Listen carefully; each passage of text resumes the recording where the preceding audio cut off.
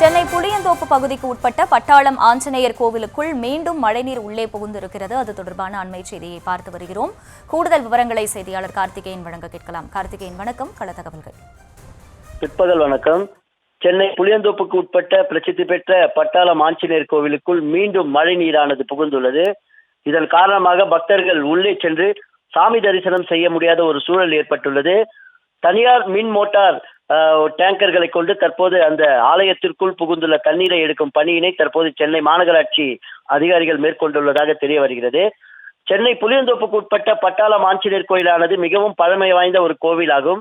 ஒவ்வொரு மழைக்கும் இந்த கோவிலுக்குள் தண்ணீரானது புகுந்து அந்த கோவிலுக்கு வரும் பக்தர்களுக்கு ஒரு கடும் அவதியை ஏற்படுத்துவது வருடந்தோறும் வாடிக்கையாக தொடர்ந்து வருகிறது. இந்த வருடமும் இந்த மழை நீரானது இந்த கோவிலை விட்டு வைக்கவில்லை. தொடர்ச்சியாக இந்த கோவிலுக்குள் தண்ணீர் புகுந்ததால் இன்று மாதத்தின் முதல் நாள் என்பதால் இங்கே சாமி தரிசனம் செய்ய வந்த பக்தர்கள் தற்போது ஒரு கடும் அவதியுற்றுள்ளனர். அதனை நாம் காட்சிகளாக திரை வடிவில் தற்போது பார்த்து வருகிறோம்.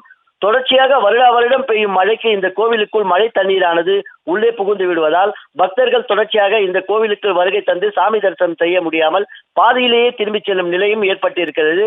தொடர்ச்சியாக இந்த பகுதியானது பள்ளமாக இருப்பதால் இது குறித்து பலமுறை மாநகராட்சி அதிகாரிகளிடம் தெரிவித்தும் அவர்கள் வருடந்தோறும் மின் மோட்டார்களை கொண்டு இந்த தண்ணீரை அகற்றும் பணியில் ஈடுபடுகிறார்களே தவிர இதற்கு ஒரு நிரந்தர தீர்வினை காண அவர்கள் முற்படுவதில்லை என இந்த பகுதி மக்கள் ஒரு குறையாக நம்மிடம் தெரிவிக்கின்றனர்.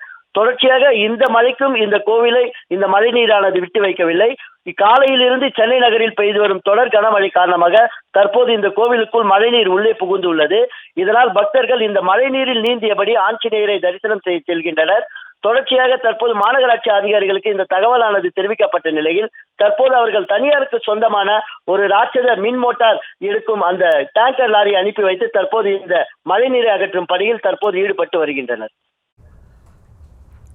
விவரங்களுக்கு நன்றி கார்த்திகேயன்.